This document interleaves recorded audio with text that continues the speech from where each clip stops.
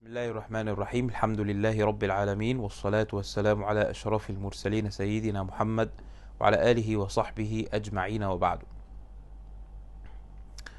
كان حنبلي be an Ashari, كان حنبلي be a Mu'tazili.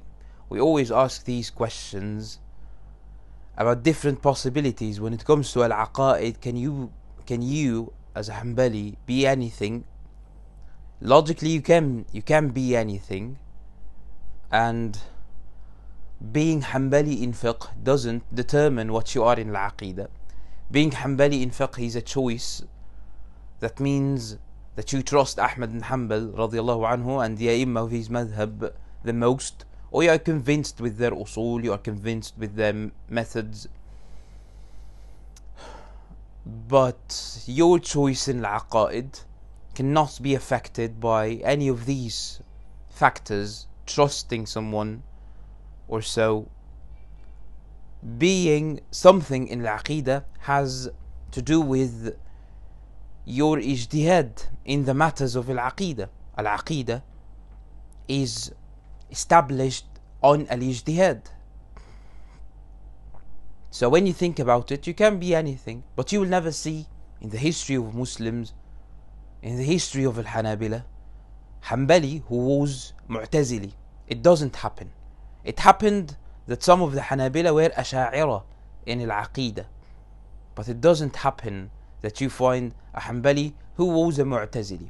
And even if he was a Mu'tazili or holding some Mu'tazili positions, definitely when you hold some Mu'tazili positions, this doesn't make you Mu'tazili. But when you agree with the Mu'tazila on most of what they say, on most of what made them Mu'tazila in the first place, this makes you Mu'tazili, and this is obvious. When you see someone like Shaykh Abu al-Wafa ibn Aqil, the author of al-Funun, the author of al-Wadih fi usul al-fiqh. Al-Funun is a book that is huge.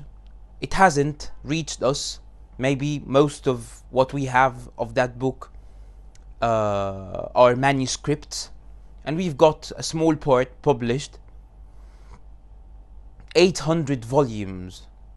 We do not have this. So this is an exceptional scholar in the Hanbali madhab. He was claimed to be Mu'tazili. I do not believe that he was Mu'tazili. I believe that he was affected by ilm al-kalam. Ilm al-kalam that is Mu'tazili, ilm al-kalam that is Ash'ari, ilm al-kalam that is Mu'tazili in the first place. But he wasn't Mu'tazili. And I read his books, especially his book in Aqidah, and he wasn't Mu'tazili. At least this is what he concluded at the end of his life, that he wasn't Mu'tazili. Actually, this is not the topic of this episode. The topic is, and can a Hanbali be a Sufi? Now this is not an issue of i'tiqad. This is a different thing. Now we have the third section of Hadith Jibreel, when he came to the Prophet ﷺ, when he asked him about al-Islam wal-Iman wal-Ihsan. This is the part of al-Ihsan. I understand that being Hanbali might traditionally prevent you from being Mu'tazili. It might even, in my case for instance, it will definitely prevent me from calling myself Ash'ari, even if I agree with al-Ash'ari, which is not true, but even if I agree with al-Ash'ari, it would prevent me from calling myself Ash'ari, teaching the books of Ilm al-Kalam, even if I was qualified to teach the books of Ilm al-Kalam. Being Hanbali will make me refrain from these things. But Sufi, what does it take to prevent you from being one, from being Sufi, or from being Mutasawwif? Sufi is a praise. Let's call it Mutasawwif. what does it take you? Let's think about it from a Hanbali perspective. What do we have in the Hanbali madhab that prevents you from being Sufi? Okay, this is for everyone, beginners, laymen, and everyone who thinks that he belongs to the Hanbali madhab. So I will not make it complicated. Let's see. Does it take you to be one of the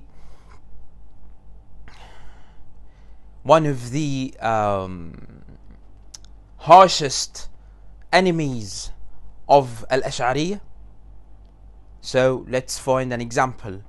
Shaykh al-Islam Taqiyuddin ibn Taymiyyah, for instance,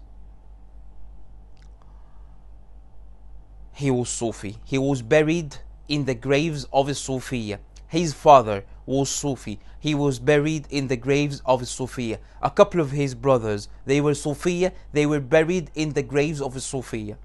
Books of history will tell you this. You will not find it in the book of fiqh. Books of history. The graves of Sufiyya is waqf. It means that you do not get buried there unless you are one. Waqf. You do not deserve it unless you fulfill the requirement. If it was the graves of al-fuqaha, you do not deserve it unless you are one of the fuqaha. Ibn Abdul Hadi mentioned that Ibn Taymiyyah, Shaykh Taqiyuddin, Shaykh al-Islam, wore al-khirqah, a piece of cloth that you wear. I will not discuss whether you wear it metaphorically or literally, because this is too advanced. But it was narrated, isnad, that he wore al-khirqah.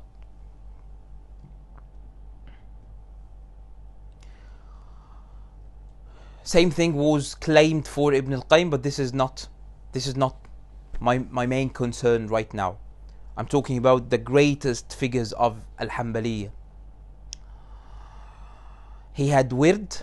He explained some of the most complicated Sufi phrases. We might dedicate an episode for this. And he also had awrad, had adhkar, and most importantly, because we are Hanabila, so when it comes to the Qadiri tariqah, it's our first choice. If you get to choose, then this is your first choice, the Qadiri tariqah, not the Qadiri tariqah that you have in your mind, the Qadiri tariqah of Sayyidi Shaykh Abdul Qadir al-Jilani, not the deteriorated practices of a Sufiya that you have in your community. This is not the rest of the world. This is not what things are in fact and in reality. A Sufiya, not the Sufi that you met, that you are not happy with his behavior and his teachings. He explained parts of Futuh al-Ghaib, one of the most important and authentic books of Sayyidi Shaykh Abdul Qadir al-Jilani, and he explained a lot of his phrases. Some of these phrases are really confusing, to the extent that some people claim that Sayyidi Abdul Qadir didn't say them. Some of the Sufiya couldn't accept them. Ibn Taymiyyah explained it in a way that doesn't cause any problems. I always say this. Ibn Taymiyyah is a great scholar and everything. Let's assume he wasn't created. Let's assume so. Let's see the effect. The effect of his absence on the world. What does it take to prevent you from being Sufi? What does it take to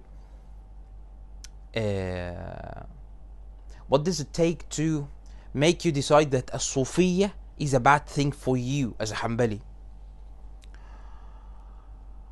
Quick examples. We all study, or at least refer to, a book for beginners called Akhsar al-Mukhtasarat. it is either something that you study or you go through it because you study something else, and this book is really beneficial and it's very concise. أخصر المختصرات.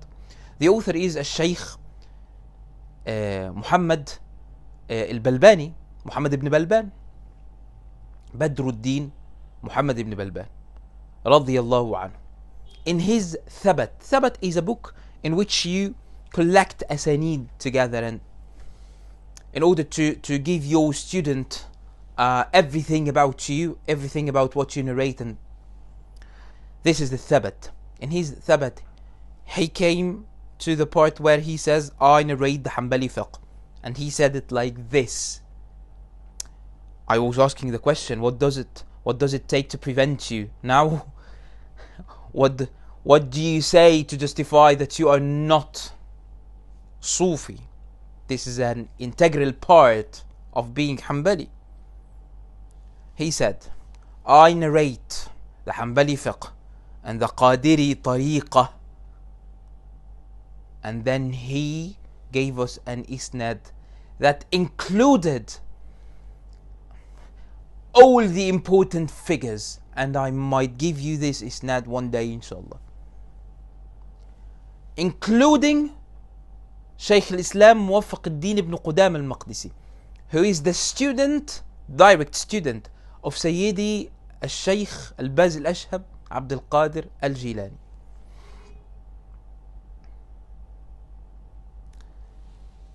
Al-Ba'li, Shaykh Abd al-Rahman al-Ba'li, Shaykh Ahmad al-Ba'li, they were Sufiya, they were, I do not remember the tariqah, they were Shadhuliya or something else. I think they were something else. Khalwatiya, yes, now I remember. Khalwatiya. Al-Khalwati was Khalwati, and he was known for being Al-Khalwati, and we had the video about it, that he is Al-Khalwati. He belongs to a tariqah, he is known for the tariqah he belongs to. And I just invite you to open السحب الوابلة على ضرائح الحنابلة, or even random books of history in which you find the biographies of al-Hanabila, and you will see that most of al-Hanabila were Qadiriyya, followed the Qadiri tariqah, the tariqah of Sayyidi Shaykh Abd al-Qadir al-Jilani al-Hanbali. I invite you also to read the book that we explained, Al-Wasiyya li Shaykh al-Islam Muwaffaq al-Din ibn Qudam al-Maqdisi, to see that his tasawwuf is like the tasawwuf of Sayyidi Shaykh Abd al-Qadir al-Jilani. A tasawwuf is really important. Without it, we face a lot of problems. You face a lot of problems. If you do not become Sufi, it will not harm me. We do not have a cult. And if you become a Sufi but you choose a different tariqah, it will not harm me. It's not a cult. But what does it take to make you a mutasawwif?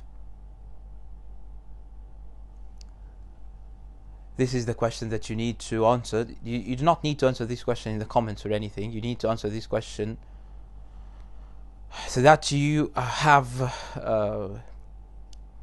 closure for what you need to do, for what you are supposed to do. May Allah subhanahu wa ta'ala guide us all to his straight path. والله تعالى أعلى وأعلم وصلى اللهم على سيدنا محمد وعلى آله وصحبه وسلم والحمد لله رب العالمين.